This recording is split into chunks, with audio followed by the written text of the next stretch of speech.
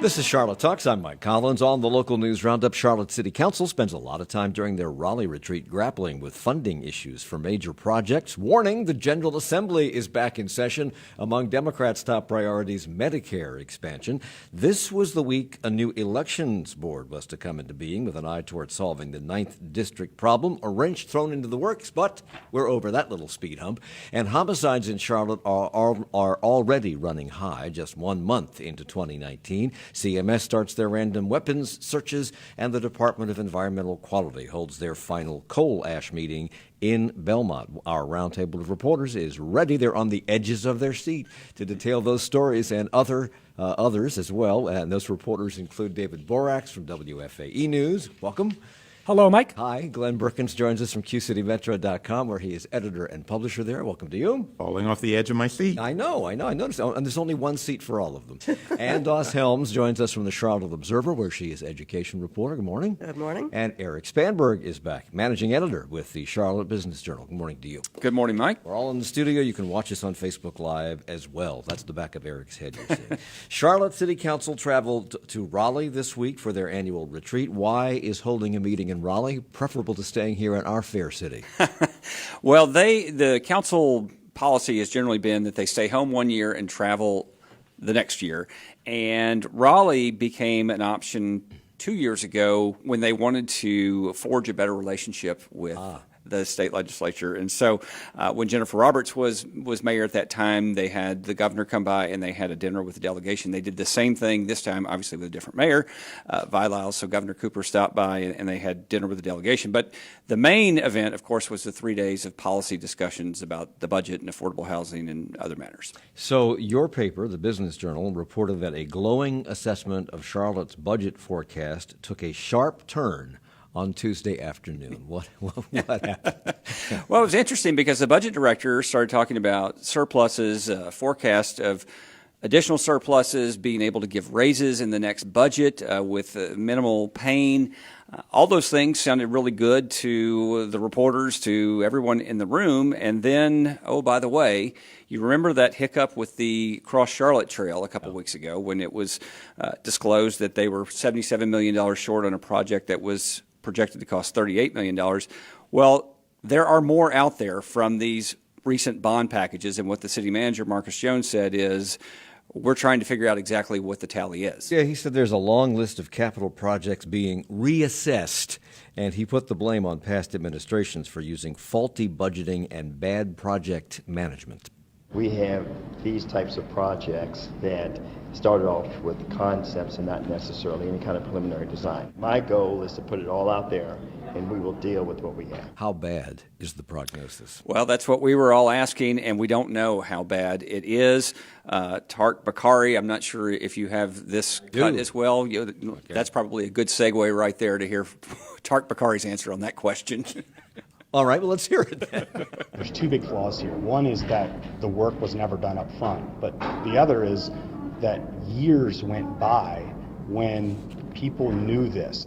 So of projects that have come into being from the past and have reached completion, how many of them suffered from similar bad planning? How many of them did they have to go back to and get more money to complete? Apparently, from my understanding, there aren't a lot that have been completed that were problematic. The challenge, to use a delicate word, is what's still out there, what hasn't been built. And you know how this works, Mike, is you approve items in a bond package, and then it takes several years to build them all out. Right. Well, so 2014, 16, 18, and yet another one to come in 2020, those projects are not all completed. So the ones that have not been built are ones that could be problematic. And Well, Charlotte Mecklenburg Schools used to get a lot of questions about school bond projects, and they actually have a Citizens Bond Oversight Committee that reviews the projects, and it's designed to give some accountability and some credibility to when they come to the taxpayers and the voters and say, we want to do these 10 schools, that the numbers are real. It makes you wonder if the city needs something like that. Well, I was going to say, Mike, one of the things that was really just stunning to me is, so there, it's a PowerPoint presentation, and there is a graphic that shows when after council approves a project that goes into these bond packages, that's when they then start to do the engineering costs and really start fine-tuning the estimates. We talked about that. We'll come back to that in a second because David. Well, that's what I was going to say. The issue here is really asking voters to approve bonds that have bad estimates. And the process here is that you've got to come up with a good estimate for what this project is going to cost and then put it on the ballot. And as Eric just suggested, it sounds like the process was done out of order there. And this goes back to the administration of former city manager Kurt Walton, and then I'm not sure how much of it may have happened under Ron Carley, the last manager before Marcus Jones. But, we need better estimates, it appears. And, we talked about the $77 million shortfall on the Cross Charlotte Trail. There was another, the Communications Center, I think, was a $20 million error or shortfall that we had. Back up for a second, because Ron Carley's exit, and he was on this show several times during his tenure, Ron Carley's exit was sudden and pretty much without explanation. And yet we've known, people in the city have known about some of these problems for years. Could that have been the unmentioned problem that led to his departure? Well, you never know, but I think there were a lot of other underlying tensions that led to his contract not being renewed. But I don't have the answer to that. The other thing I should say is I, at least, have not spoken to former manager Kurt Walton, so I don't know what the explanation is for when this originated. But clearly, from what was presented and what was said, there was a big problem with the way these things were estimated for a long time. So we do a lot. This is the kind of story that gives government a bad name. We do a lot of things when it comes to budgeting backwards. The schools have to come up with their budget for the year, and then they go and ask for the money, and sometimes they get it. Most of the times they don't get what they want. In this situation, we put out these pie-in-the-sky projects. We say it's going to cost X amount of dollars. We take it to city council. They say, well, that's a good idea. Let's do it. And then they figure out the engineering and the specs on what it would actually cost to do it after the money's been approved. Well, and part of this came up with that. Part of this, I mean, you can't know everything, and there are going to be variances. I think that is. Yeah, but you could start at the beginning. Right. No, I'm not arguing with you, but I'm just saying, it would be reasonable that it's not going to turn out to the penny. But this is so far off from to the penny. When you're talking about $38 million and then needing $77 million, I mean, this is just not even close. Yeah, and I could also see that if you have 100 projects that you're thinking about and you're going to narrow it to 20, you don't do full engineering on the 100. But it does seem like there needs to be a more rational process. Okay, these are our top 30. We're going to do a lot more work before we take it to the voters. And call me naive, but I was shocked when I read that. I was shocked that so little of the upfront work was done when they put price tags on things. I just assumed that a certain amount of that legwork had been done to give a reasonable estimate. So how many? There's somebody on council was talking about how we went through this period where a lot of things looked really good to lawmakers, to councilmen, and that, well, let's do that. That'll make Charlotte a better place to That was live. Charlotte Mecklenburg was saying that, yes. Okay, so we went through this with the banks, and we went through this with homeowners before the Great Recession. Everything was great. Let's try this. And there was no money to pay for any of it. Is that part of this euphoria that we went through? Well, what's interesting is, Mike, this is post-recession that this happened. This started in 2012. This was Kurt Walton was the city manager, and it was a series of big ideas that was presented, and then it was kicked down the road by a year over a streetcar fight, and then in 2013 this was approved, and that's where we are now. And correct me if I'm wrong, Eric, you were at the meeting, but I don't think anybody's pointing fingers at Walton or Ron Carley about this as far as wrongdoing, but the process that they were using is what's being called into question. And now Marcus Jones has put a new planning process into place, and it seems to be getting good grades. That's exactly right. That's a very good summary of where we are. And yeah, there wasn't a lot of finger pointing. I guess it was subtle finger pointing. And Marcus Jones had hinted at this before, that he had found things that he thought needed to be reconfigured. And so this was the most stark admission of what they found. And the city council at the time, I think, has to eat some of the blame for this, because the board is supposed to oversee its employees. And I think the tendency of all boards is to just kind of, if you have a charismatic, dynamic executive telling you, here's what we're doing, here's what the cost, you don't ask too many questions. And this is why elected officials need to ask questions. But are there not best practices for things like this? Oh, absolutely. Absolutely. And to go to your point, Ann, you better believe that if everything was coming in under budget, I think a lot of council members over the years would have been saying, hey, see, look, we've got this thing figured out. So one of the reasons they met in Raleigh was to begin their budget process. How will what we've just talked about inform that process? Well, that's going to be very interesting because, as I said, the operating budget, what runs the city day to day, looks to be in pretty good shape.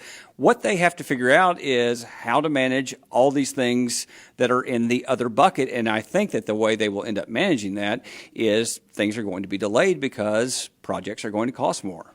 And so remember last year at this time, the city manager asked for, and we ended up approving a 1 cent increase in the taxes in Charlotte. And that paid for, among other things, raises for fire and police officers, which at the time seemed like a good way to spend a little extra money. What we're hearing right now is that Marcus Jones probably will not be asking for a tax increase in this budget. It's a little fuzzy because we're going through we've just had this revaluation, and so the tax rate is going to be reset when they do the budget. But the question is, will people be asked to pay any more, or will it stay the way it is? Marcus Jones actually said no new tax increase will be needed to pay Correct. for current levels of service. The city has a $5.5 million surplus for 2018, and he's predicting a $7 million surplus for 2019, which I think ends June in 30th. June. Right. Yeah, so that means the city can afford, if they choose to keep the tax rate revenue neutral. And it sounded like that is the direction they're leaning in. There was applause in the room when the budget director put up the graphic that said you can maintain services at the current level of taxes. But again, Mike, you have this other bucket. These are things that voters went to the ballot and approved, or went to the polls and approved on their ballots. People are going to be frustrated. I mean, we already saw with the Cross Charlotte Trail, people were pretty upset that they were paying for a project that all of a sudden is underfunded. So one of the other things they talked about is affordable housing. Of course, in November, the voters said yes to $50 million in bonds for affordable housing. The corporate community stepped up and they put up $70 million. The Foundation for the Carolinas is trying to raise an additional $50 million. This is more affordable housing money than the city has ever had at its disposal. And one of the things that we're going to talk about is how are we going to spend this?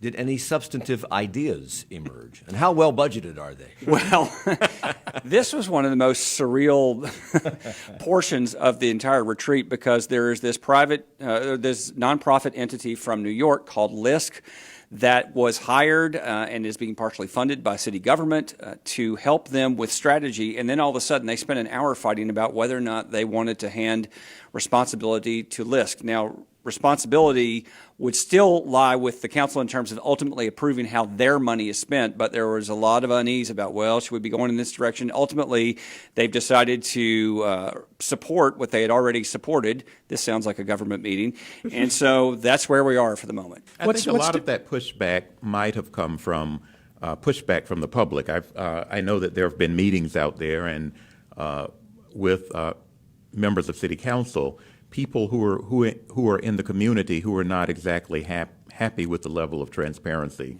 So some of that pushback might have come from that. Well, but with all of this extra money comes a need for a new process. And at least one council member, Braxton Winston, has said he thinks it's time for a new process. But you've got the city money, which is more than we've had. You've got the private sector money and this local initiative support corporation out of New York, which is coming in to help advise the community. And when I say the community, I mean the private and public sectors here. They're bringing another $25 million for programs around this that are supposed to help. And it's got to work differently. Now, the city process probably won't be that different. A lot of the projects that come through the city council rely on federal and state tax credits, and they will continue to look at those projects and approve those to put up for those. And the process will not change that much, but we're going to have more money in the mix. Okay, now. Stop talking. For goodness sake. It's Charlotte Talks on WFAE. Support for Charlotte Talks comes from WFAE members and the Charlotte Symphony, presenting a night of musical storytelling featuring Strauss's Don Juan and Rimsky-Korsakov's Scheherazade, February the 8th and 9th at Belk Theater. Info at charlottesymphony.com. charlottetocs.org. The presidential election is closer than you think. Sunday marks 1 year until the Iowa caucuses. South Carolina's First in the South primary is an early test for candidates' strength with African-American voters. And a lot of Democrats have already visited that state. So for Democrats, it's a wide open race. But what are voters looking for? We talked to leaders of the Democratic Party in North and South Carolina about that Monday on this program at 9. On Thursday, we're taking the show on the road to Hickory with author Armistead Maupin about his memoir, Logical Family. You can join us on February the 7th at 7 at Lenore-Ryan University for that special conversation. Details at WFAE.org/Charlotte Talks. What's been colder this week? The president's relationship with his intelligence chiefs or the weather? 63 below is the coldest wind chill ever reported in Minneapolis. Also, Chicago police cope with more than the cold and investigate a hate attack against actor Jussie Smollett. The week's top stories on the Friday News Roundup, next time on 1A. The Roundup of the Week's news continues with 1A from 10 to noon, right after Charlotte Talks, on 90.7 WFAE. It's the local news roundup on Charlotte Talks on WFAE and WFHE. I'm Mike Collins. David Borax is here. He was the last voice you heard. Yeah, thanks, Mike. You're welcome. For the break. You were saying? Oh, I'm done. Glenn Perkins is here from Q City Metro, Eric Spanberg from the Charlotte Business Journal, and Ann Doss-Helms from the Charlotte Observer. Before we move on to other news, one more thing about the City Council. One of the things I think they might have talked about, I don't know if they did or not, was the prospect of their serving 4-year terms. It seems to me they were just all put into office last week, and now they've got to start running again. Is that an argument? Because the race begins now. Yes, is that an argument for 4-year terms? They are making that argument. Those who support 4-year terms say that they, in essence, have 15-month terms because they've got to start running again. And Monday night, here's a little preview for you, Mike. I know you like to talk about things that are yet to come. Mm-hmm. Well, on Monday night, they'll be discussing 4-year terms at City Council in greater detail. So we will no doubt get to talk about that next Friday. Carry it live. Yes. Right here on WFAE 90.7. All right. Council also considered their legislative agenda for the coming year, and they heard from Wells Fargo economist Mark Vittner, he of the new logo, who gave justification for Mayor Vial Lyle's push to bring the 2020 Republican National Convention to Charlotte. What did he tell Council? Yeah, this was very interesting, and I think just from our pre-show chat, we'll get some reaction. Mark Vittner was asserting that by landing the Republican National Convention in 2020, that in essence erased the stigma of HB2 from Charlotte and North Carolina, that took away a lot of the taint and sting from the backlash and the boycotts. Because we're inviting Republicans from all over the country to come here? Is that why? Because you have a national event, high-profile event that is coming in and signaling to others big one. that it's time to come back to North Republicans Carolina. Liked HB2. So if we'd invited Democrats in, that would be something that would agree with him there. I get to use the reporter's cop-out, which is I'm only conveying what was said. Correct me if I'm wrong, but didn't he go a little bit farther than just saying that it erased the stigma? Didn't to some degree he attributed Honeywell's coming here? Right. He said it was an economic development. Yeah, he said that it really opened the door for companies to come back and was clearly pointing to, he mentioned Honeywell, and there were the other announcements in December. So he said it was a real rebound moment for the city. And Mark Vittner's not the only one saying this right now. I mean, anybody who's involved in recruiting is saying, we're over the hump, we're past this. And but did anyone? And it's not entirely wishful thinking. We did Jeff have a Bezos December that was unprecedented for economic development announcements. But can anyone explain why South Carolina is constantly cleaning our clock and they've never had a political convention? Taxes. Well, that's my point. There's a lot more that goes into it than absolutely, yeah. Roads. The general incentives. The General Assembly is back in session. Oh, good news all around. Their most important job in this session is to pass a state government spending plan, which would take us through mid-2021. Has the debate on that started yet? Yes, everybody's throwing out different proposals. We're just starting to see them, but there's a lot of talk about will they sign on to Medicaid expansion finally? There is a state share that has to be paid. Most of the money comes from the federal government. We're talking anywhere from 339,000 people to 500,000 people who don't have insurance now who could get it through Medicaid expansion. A lot of talk about what teachers are going to get. Democrats have long favored that, and it stems from the Affordable Care Act. And Governor McCrory at the time said we can't expand Medicaid because it's so broken. We have to fix it first. Now that was how many years ago? Yeah, probably 4 about years 5. ago, Yeah, 5 14. North Yeah, Carolina 2014. was one of 14 states that have opted not to expand it under the Affordable Care Act. 37 others plus D.C. have done it. The map, if you look at it, it's mostly in the southeast and a couple of other states that have not done this yet. So have they fixed it? Have they fixed the problems that prevented them from joining with the Affordable Care Well, Act? what you're hearing from the Republican side of the legislature leadership, I would say more from Tim Moore, less from Phil Berger, is that there are ways that it could be modified to make it a better fit for North Carolina. It is interesting, though, that now there seems to be a little more receptivity toward this, and a lot of it is attributed to the struggles of working poor to pay for health care. There's really three options. One is we expand Medicaid as it was outlined under the ACA, which brings some federal money in, at least at the beginning. Another option would be to not do it at all, and another option would be what you're talking about, which is to modify it somehow, and there does seem to be a little traction on that right now.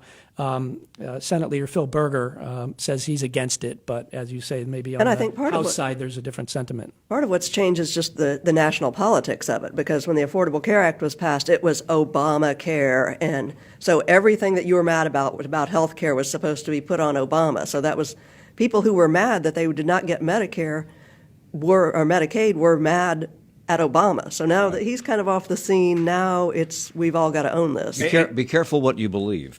The House and the governor backed nearly a $2 billion bond package for statewide school construction. The Senate is debt averse, so they may not like this package. Are they talking about that? What are they talking about that? What are they saying about that? The school construction seems to be popular. It's sort of how they're going to do it. There are two Republican plans. There's the bond, and then there's the just work it into the budget over the next 10 years. So there seems to be a lot of enthusiasm for doing it. Locally, there's a question about how do they distribute it. Sometimes they'll distribute it by overall county wealth. So we could have a lot of, hooray, tons of money for North Carolina schools, but not much of it goes to Wake or Charlotte. And school safety is an issue, but Republicans don't like any of the gun restrictions proposed by Democrats. What were they proposing? No guns on campus? I am not that familiar with the school safety legislative proposals. And teacher pay raises are being debated. Again? Again. Let's do it? They did, and that there's a feeling that they still need to go higher overall, and also that they need to look at how it's structured. There's a fair amount of money that's going into bonuses that are based on test scores, and a lot of teachers feel like that's not a good use of that money.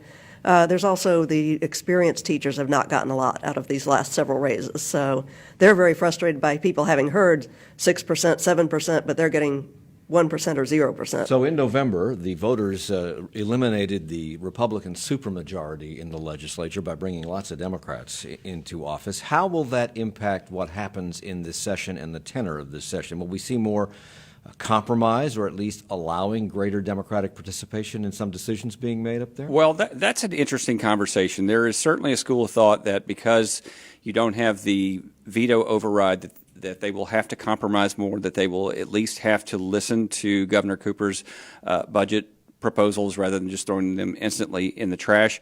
But there's another school I heard from some legislators saying, look, all the moderates in terms of Republicans, suburban Republicans, they're all out. So now you have more polar opposites than you had before, and maybe it'll be more strained than it was previously, which is hard to believe. So that's an answer that we don't know, Mike. And what that will mean is that nothing gets done, and that's the other fear here. Yes. Okay, so we all know the continuing story of the old elections board refusing to certify the winner of the 9th Congressional District race, and then a court threw out the old board because of its illegal structure, to use their words.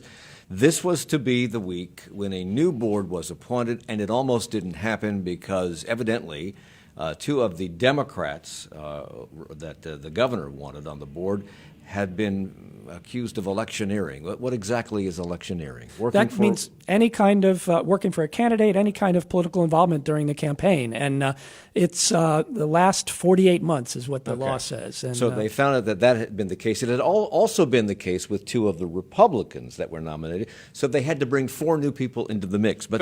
But they did it, right? It's done. We have a new elections board. We have an elections board. We should have a parade or something. This is exciting. And they had a 5-minute meeting so far to choose their leaders. The leader is Dan Cordell from Charlotte. They did it on the phone. Did it on the phone, that's right. Yeah. So that means that we have... Bob Cordell. Let me correct myself there. So Bob that Cordell. means that we have a board, and their first order of business is to resolve this dispute in the Look 9th what you've Congressional won. District. Yes. Congratulations. Here's a balloon. Come on down. The staff during all of this has been continuing its investigation. So they're going to inherit a lot of material to go through about voter fraud in Bladen County, and they are going to hold a meeting later in this month. February. We don't know when, but in February, yes. But it's February It's now. that- It just started. The Right. perpetually yet to be scheduled meeting is still yet to be scheduled. Okay, Yes. so they will either certify Republican Mark Harris, who's leading Dan McCready by 905 votes, or order a new election, or they will deadlock, which it seems unlikely because it's 3 Democrats and 2 Republicans. No, because remember, now you have to have 4 votes to order a new Okay. election, and you have to have 3 to certify. And when you have a 3-2 partisan split, bringing someone over, or I guess you would bring someone over from the other side in each scenario, could be complicated. So this is supposed to be evidence-based, though, right? Correct. And there will be reams of evidence Yes. about this. Won't that be enough to convince somebody of something? Or Well- could it be shade or murky? We can only hope that it is enough to convince someone to do the right thing. 5 someones to do the right thing. And if it's not enough to convince someone to do the right thing, then we've got Congress as a backstop, and that's still out there. When might we get a resolution to this saga? Oh, I think Bob- 2024, something like that. I mean, Bob Cordell says that he expects them to schedule a meeting in February and probably vote the same day. You know, a lot of this information about what's happened has already come out, and the question is, will the majority on the board, who are Democrats, take a look at this information about improprieties and decide we need a new election? As you say, they need one more vote. Will that be there? It may drag on. It could very easily end up in a deadlock, Mike. And then, as Glenn says, that's when things get really interesting, because then Congress becomes the arbiter. And I'm sure politics won't get involved in that at all. And it would be the House that gets involved, Correct. and the House is controlled by the Democrats. And they have said they're not going to Seat Mark Harris. right now. And remember, the Republican argument now has shifted to, look, the legal vote total is still in favor of Mark Harris, so he should be seated. You can investigate all you want, but let's go ahead and get a representative for the 9th District. So shenanigans, and we've talked a little bit about this before, shenanigans in Bladen County and elsewhere down there have been going on for years, and they have been reported to federal authorities who never took the time to investigate this. So if this new elections board refuses to certify Mark Harris or calls for a new election because of what they've uncovered in the course of their investigation, will that force federal prosecutors to look into this? Well, I think that no matter what they do, Congress is going to, you're already hearing some rumblings from Congress that they're going to force this issue. So I think it's going to come out one way or another, regardless of what the elections board does. Okay. Well, the election in the 9th District still is undecided, but election season for 2020 is underway. And while incumbent Republican Tom Tillis is gearing up, so is his field of Democratic opponents. 3 Democrats, maybe 4, have announced so far. Who are they? So we have Trevor Fuller, who, of course, is a Mecklenburg County Commissioner. We have State Senator Erica Smith, and we have a Raleigh attorney named Ava Lee. Ava Lee. Then we get into the speculation game. That's where the real fun starts. Because you need, it would seem to me, to be a candidate in any state for the United States Senate, you need statewide name recognition. Absolutely. Any of the 3 that you just mentioned have it. No, I don't think so. Now, maybe they can find a way to go out and get that recognition. But when you talk to national Democrats, consultants, they want that bigger name that you're talking about. Former Mayor Anthony Fox, who of course was in the Obama administration, has been mentioned. Let's see. Attorney General Josh Stein. There's been mention of Deborah Ross, who of course ran against Richard Burr a couple of years ago. So there are a lot of big names out there. Their willingness to run, we don't know yet. Is that wishful thinking on the part of a lot of Democrats, or are they actually considering jumping into this race at this stage? I think with North Carolina being such a purple state, I think that people will take a long look at that. And remember, the great thing about the Senate is 6-year terms. I think that's very attractive to a lot of politicians. And the other thing, this is going to be an election year, and it's going to be a huge election year, and that tends to favor Democrats when you get large turnouts in presidential races. So how long are those coattails going to be, those Democratic coattails? Yeah. Paul Shoemaker, who's the lead consultant to Tillis, and GOP Senator Richard Burr says that the U.S. Senate elections are national elections. This will be a Tier 1 state, meaning it is very much a swing state. So does that mean, is he saying that the outcome of the U.S. Senate race, the Thom Tillis race, is going to be determined by the popularity of Donald Trump? I think he's saying that in part, because obviously presidential coattails have such a big impact in these races. And remember, in 2014, which was obviously not a presidential year, you had $124 million spent in the North Carolina race. That at the time was the most expensive U.S. Senate race in history. So I think you put all those things together. This is high-stakes poker, and you're going to have a lot of interested people in this race. I would compare this more to the governor's race. It is a statewide race, and Tillis himself has, I think, been very careful to not look like he's going either way on Donald Trump. I think sometimes he speaks out against him. I would go back to that Governor Cooper race that he won with support from people in parts of the state that felt that they had been wronged by the Republicans. And, toll lanes comes up. Tillis is sometimes blamed for the toll lanes on I-77. Question is whether there'll be that kind of a movement this time. So today, let me just tear the calendar page off. It's February 1st, Eric. Just wanted to point that out to you. All right. This time last year, Charlotte had experienced 6 homicides. This year, the number stands at 11. And according to CMPD Lieutenant Brad Koch, all these killings had one thing in common. Every single one of these homicides this year has been at the result of gunfire. And that is certainly no way to solve or come to any sort of resolution, because once you fire that gun, you're responsible for whatever results happen from that. So CMPD says, Glenn, it's time to de-escalate. Okay, how? That number, by the way, that number is now at 12. The day after the lieutenant spoke, there was an infant death that was ruled a homicide. I think the child's mother was charged in that case. How to de-escalate? That's a good question. Guns seem to be a permanent part of how we settle disputes now. Just the other day, just across the street from where we're sitting, there was a non-fatal shooting at UNC Charlotte outside. Someone ended up being hit non-fatally. But in Charlotte and around the country, more and more people are just picking up guns to settle disputes. So I wouldn't want to be in that process, because I don't see how you fix this. Well, there's no rhyme or reason to it. When you look at where the shootings are happening, when you look at the reasons behind the shooting, there's just no easy fix. There's no one area. It's not all gang related. It's not all domestic related. So CMPD has its work cut out for it, trying to figure out how to address this issue. Well, and that soundbite you just played, without saying it, certainly hinted strongly at the problem of the proliferation of guns, which plenty of police departments have talked about over and over. And we know that politically in the United States, it's just a non-starter, reducing gun access to any significant degree. Well, guns are part of the problem. There's no question about the availability of guns, and the escalation of the kind of guns people can get is part of the problem. But the other part of the problem is people don't seem to have any other means to resolve conflict. That seems to be their first go-to mechanism, and the only one they ever consider now. Exactly. And how do you solve that? How do you address that? Which talks to a much deeper problem Absolutely. All right, we have to take a break. We'll come back with more. We'll talk about weapons searches at CMS, which started this week, and get an update on the situation out at Bennett College. At Charlotte Talks on WFAE.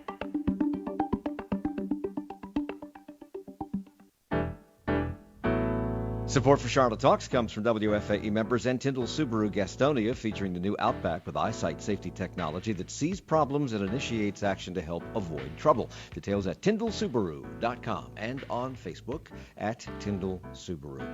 The Roundup of the week's news stories continues on 1A in 20 minutes with news from around the country, including formerly furloughed workers returning to work after the longest government shutdown in U.S. history, record cold temperatures around much of the country due to the polar vortex, and longtime Trump associate Roger Stone pleading not guilty to 7 criminal charges. Those stories and more coming up with Joshua Johnson and his panel in 20 minutes. We will continue with our look at the area's news for the week in just a moment. Stay with us.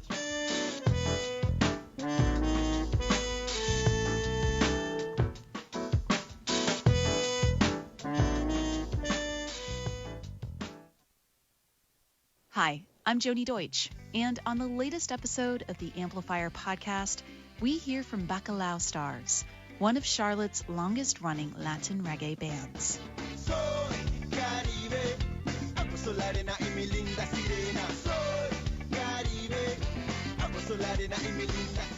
Listen to the Amplifier podcast on Spotify, NPR One, and WFAE.org/amplifier. Amplifier is powered by Ortho Carolina. It's Charlotte Talks on listener-funded 90.7 WFAE and 90.3 WFHE. It's the local news roundup. I'm Mike Collins with Eric Spanberg from the Business Journal and Doss Helms from the Charlotte Observer, Glenn Berkins from QCityMetro.com, and David Borax from WFAE News. We were just talking about guns and the police department's call for de-escalation in terms of the use of guns, and, of course, society's gun problem extends into the schools. Guns have been showing up at CMS for years, and last year one was discharged at Butler High School, which led to the death of a student. After the Parkland shooting, demand for something to be done began to be heard everywhere in the country, at least about schools, and it's been rising. And this week, the CMS superintendent instituted a new policy, one that Clayton Wilcox was reluctant to do, he says, but because we live in a new reality, this week the system began randomly checking for guns. This is, in many ways, kind of a gross indignity that we are subjecting them to. But the young people understood. That's Clayton Wilcox. When I wrote this, they had checked out 2 schools. I understood they had checked out 2 of the 8 schools. Now you're telling me, Ann, they have checked them all. They have done the 8, and this week started with reporters being summoned to a safety briefing and getting this really rather dramatic, names of the 19 full-size high schools laid out on a table, and then with a minister, or I guess a staff putting them in sealed envelopes, a minister pulling the envelopes. So we now know that the 8 that were pulled are Garinger, Rocky River, Harding, Mallard Creek, Independence, West Meck, Olympic, and South Meck. So they're random. Not only are they randomly searched in terms of when they do this, the schools were randomly chosen? Yes, and that was smart? Well, it was a big point for them because the fear was that they were going to target someone, that they were going to make a judgment either about which kinds of kids are more dangerous. Why not do them all? Well, they will eventually, I think. Okay. But again, this order became a big thing, and understandably so, because I think this is random because they did not want these optics. We have 5 Title I schools, which are the highest poverty, most resegregated schools. 3 of them got picked. We have 4 majority white schools. None of them got picked. That is not the optics that CMS wanted. So there are some people who are saying this shows that they're going to target minorities. I think it probably shows that. But if they drew them out of a hat, how would that be possible? Yeah, it's a bad draw. Well, yeah, it's and again, if you're, I literally had somebody on social media saying that the reporters didn't go back and then watch them open the envelopes, which is true. But what they also did here is that they chose the most limited option. They start off saying we're going to screen every student as they come into school. Quickly realized that was going to have students standing outside of school for a very long time, which was a bad idea. So they said, well, we're going to try something where we not only randomly select a school, but we randomly select 4 classrooms within that school. Mm-hmm. And we have our little teams of searchers, and they march to those 4 classrooms. That's all they did. Every school got the most limited possible search. So what did they do? Wand them? They do. They have All the of them? students. Every student got Yeah, bonded? they never as a- leave the classroom. They have the students actually open their bags and pull things out No, as needed. I'm talking about on entrance. How does it start? It starts by students just going to their classrooms. They're sitting in okay. class. The All bell right. has rung. And then some announcement comes on, and they tell the students what's going to happen. A text or whatever kind of message goes out to parents saying, look, your child's school has been selected, so don't freak out. This is just a routine screening. Mm-hmm. The good news is that during these screenings, they have not found anything terribly dangerous. I think the worst thing they found was some pepper spray. Okay. The bad news is they're doing the math, I think, that we've been doing on the show for months now. It's taking at a minimum, I think, 8 minutes per classroom, half an hour to an hour to do less than 10% of the students. It's going to take all day to do a whole school. And they're still saying, I was exchanging text messages with the communications officer right before the show started, and I said, have you all just pulled off those pulled those off the table? And they said, no, it'll happen. We'll do a new drawing. We aren't saying exactly when. So when they go into a classroom, how many officers and what are they doing? I don't know the exact number. It's a mix of, there's always at least a certified police officer in case they find something and have to deal with that. There's some school staff, they're what they call their security associates, and they're being very careful to be as non-intrusive to the students as possible. They're not frisking the students, they're doing a no-touch, kind of like when you go into the government center or a game and you hold out your arms and they wand you. I guess if they find something, they say, show us what it is, pull your keys out of your pocket or whatever. Are they using those weapon-sniffing dogs, if that's the right term? They had said they were going to get those dogs from other police departments. Now they say they're in the process of actually buying one of those dogs for Charlotte And this Mecklenburg is CMS Schools. police doing this, not CMPD, right? Correct. And talked about the poor optics of doing this in Title I schools. I think it's worth pointing out that while guns in school certainly is not a racial issue, when we think about the worst school shootings, they have not been in Title I schools. So this is definitely not something that should just be done in poor communities. Well, and I think the mass shootings are actually something entirely. This is not going to prevent a mass shooting. There are a lot of other things that are doing. They're trying to prevent a mass shooting, but this is, a student bringing a gun. And some people think that corresponds to demographics, and it doesn't generally. So That's a fascinating point. I mean, people should not get the idea here that this is going to make everything safe. To me, it looks like it's more of a, we got to do this for the TV cameras kind of thing. So for the public. You just mentioned the 8 schools they pulled out of a hat. Wouldn't it be smart of them to do random search a school that's not on the list? Well, the schools don't know in advance, do Right. they? I mean, You don't know until Even so, you're not on the list if you're at certain schools. Wouldn't it be smart?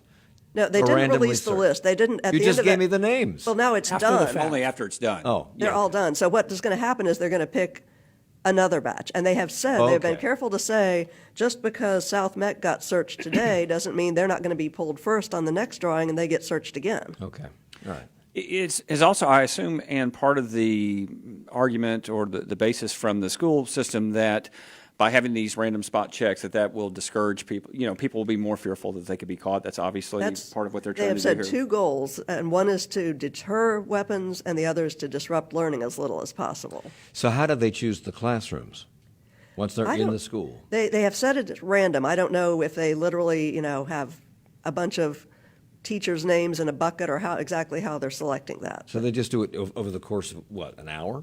And then they're It's gone? taking anywhere from about 35 minutes to an hour, and part of that time is the more scattered the campus, the more time they spend, because they don't bring the students to one location, as they will do when they do a whole school search. Okay. They are walking from one building to the next. So how sometimes. often are they going to be doing this? Drawing names out of a hat and then doing the searches? That's a good question, and Tracy Russ said they had not determined when they'd do their next drawing. This week, it was 2 schools per day for 4 days in a row. I don't think they're going to probably keep up that pace. Last week, Glenn, we talked about how February 1st, which is today, is the deadline for Bennett College in Greensboro to meet a $5 million fundraising goal in order to restore their accreditation. This is one of the last 2 remaining girls-only historical black colleges in operation. I have a figure here. Well, you have the figure, don't you? Well, yes. How much have they raised? As of this morning, right before we went on the air, they were at $3.6 million. So And they need 5. And they need 5. So they're still $1.4 million off. They still have today, and I would imagine if money came in over the weekend, they would accept it. At some point, they're going to be up against a hard deadline. because the accrediting agency has to come in and audit those numbers. They have scheduled, or they are going to schedule, a Monday press conference to give the results. I guess we'll know at that time whether they hit that number, and if they don't, what the implications might be. Again, this potential loss of accreditation, I guess they've already lost it until they come up with the money. That's but correct. It's all money-based. It's not academic. It's not academic-based. So why does money play a role in whether or not you're accredited? Well, I'm not an expert on this, but the short answer is financial stability. They want to be sure that these schools have some degree of financial stability. And actually, these accreditation processes are looking at all aspects of the institution. They do go in and look at academic programs, and they take an accreditation review takes a year, and it's a lot. It's a huge expense and a huge time suck for people who work there. There's some question within the industry. I'm married to a college professor, so there's some question in the industry whether this actually achieves what it's supposed to achieve. Now, in the case of colleges that are financially strapped like this, I think there is something there. But in Bennett's case, what the accreditation is it's a seal of approval, and among other things, it allows students at that school to get federally backed student loans, and that's really important for schools like this one. The backup plan for Bennett is to maybe get accreditation from another organization that would fill the same bill. They're a Christian school, and there's a Christian accreditation organization that they are looking at as a backup. It's not clear to me if that can happen in time to satisfy Well, and their I think needs. the president has also said they'll sue if they don't get their accreditation. So they have a plan B and a plan C. So Bennett is just the latest of these historically black colleges and universities to suffer monetary difficulties, and we talked a little bit last week, Glenn, about how a lot of that's due to the fact that there are more options for African American students than there were when these colleges were established. There were no options when these colleges were established. What do you see as the future of HBCUs given that reality? Well, I think at some point there's going to have to be consolidation or retrenchment. There are dozens. We were talking before we went on the air. There are just dozens of HBCUs, and while they all serve a purpose, I'm not sure in this changing environment that they can all be successfully supported financially. So, but the problem is no one wants to give up his or her alma mater. Right. If you went to a certain school, you want that school to be around. You don't want to sacrifice your school for the greater good. And interestingly enough, a lot of alumni have donated, plus this major sorority has donated an enormous amount of money to keep them afloat. Money continues to trickle in. I was talking with someone there in their administration earlier this week, and she painted a picture of individuals, church groups, church organizations, civic organizations walking in with checks for $1,000 here or $500 here. Mm-hmm. Money is coming in, but it's a tall order to raise $5 million in such a short period. Meanwhile, UNC Chapel Hill Chancellor Carol Folt departed this week. She resigned earlier this month, then ordered the removal of the Silent Sam pedestal. Silent Sam had been gone by then, and that was followed by the board prematurely ending her tenure. So she ended her tenure yesterday. What does her departure and that of System President Margaret Spellings mean for that campus and for the university at large? Is the university system simply becoming a political football? Well, that's certainly a question that's out there. The Board of Trustees seems to be really wanting to shape it in their image, and that image is a fairly political one. Is that the function of a state university, to be a political arm? Well, in fact, that you want the freedom, the academic freedom, but although I guess conservatives would say that if that tends to be liberal, then that's political in its own way. All right. Meanwhile, Duke University got some unwanted publicity when a professor's email asking Chinese students not to speak Chinese in the buildings that house the Department of Biostatistics. That email went public. So why did Megan Neely, the director of graduate studies in biostatistics, feel compelled to write that email in the 21st century? Who knows? Where this stuff goes viral. Yeah, Who knows what was going through her mind there? Do you have a college degree? A couple of other faculty members complained about it, sent her emails complaining about it, and in her role as the head of the graduate program in the Department of Biostatistics, she felt she had to So respond. her to that. answer was, "They told me to." So Has that been confirmed? is this an isolated incident, or is this emblematic of a deeper problem at Duke? Well, I think the problem, I mean, they didn't just complain. They didn't just say, I took offense at this. They asked and to come in and look at photos and identify which students these were so they could deny them opportunities. And the dean said, okay. And that all happened. Deeper problems. And then the dean sent out a message and said, look, you don't want to end up in this situation. So to me, that's the shocking part, is that the dean did not say no, and in fact, you're in trouble for making this request. This is so clear-cut to me. I studied Chinese in Taipei. I can't imagine somebody ordering me to speak Chinese with my American friends. I couldn't imagine it. All right, more than 200 people came to a public meeting in Gaston County this week on Tuesday night to talk to state environmental officials about coal ash at the Allen Steam Station on Lake Wylie. And David, you were there. How did this meeting compare to the impromptu town hall that happened, up in Catawba or Iredell That's County? right. Near the Marshall Steam Station on Lake Norman a couple weeks ago, they had a meeting, and people basically hijacked it and demanded to be heard. Right. At this meeting, they actually changed the format, and they did have microphones available for folks to speak. And like the meeting up around the Marshall plant, people were overwhelmingly against the idea of leaving the ash where it is. They want Duke to dig it up. Yeah, 8 of Duke Energy's current and former coal-fired plants are required by law to excavate ash and move it to new landfills. And Amy Brown, one of the citizens at that meeting, criticized the plan. I want to know how this department, this administration, this governor will ever be able to justify cleaning up 8 and leaving 6. You can't. You can't justify that. You reported that people cheered for her after she made that statement, so did officials try to justify it? Well, they were there to listen, not really to give a response. I did talk to the Deputy Secretary of Environmental Quality there, and she said all the options are still on the table. It was interesting to me that this campaign by people who oppose Duke's plans is getting more political, and they are pointing fingers at the governor, who during his campaign constantly attacked former Governor McCrory about his ties to Duke Energy and the failure of Duke the state to order Duke to do the cleanups. So very quickly before we run out of time here, last weekend, a week after the women's marches in other parts of the country took place, Charlotte held its third such march, the Women United March, and organizers in advance stressed that this was not supposed to be partisan. Was it? Were they successful in that? I think mostly they were. There were signs, of course, that were political. There were a few Trump images. It was much less Trump-focused. It was actually much less march-focused, and it was a smaller crowd than previous years. But it was very much focused on the speakers, and they ranged from the traditional equal pay for equal work, reproductive rights, to a number of issues that were really challenging the people who were there, saying you have not done enough for all the communities that are disenfranchised. So march sizes across the country were down from the previous 2 years. How much smaller was Charlotte's this time around? Guesstimate would be 2,500 to 3,000 compared to that first year more than 10,000. So what does that tell you? Things are evolving. Okay. Ann Doss Helms from the Charlotte Observer, Glenn Berkins from QCityMetro.com, Eric Spanberg from the Charlotte Business Journal, and David Borax from WFAE News. Thank you all for the hour. Charlotte Talk.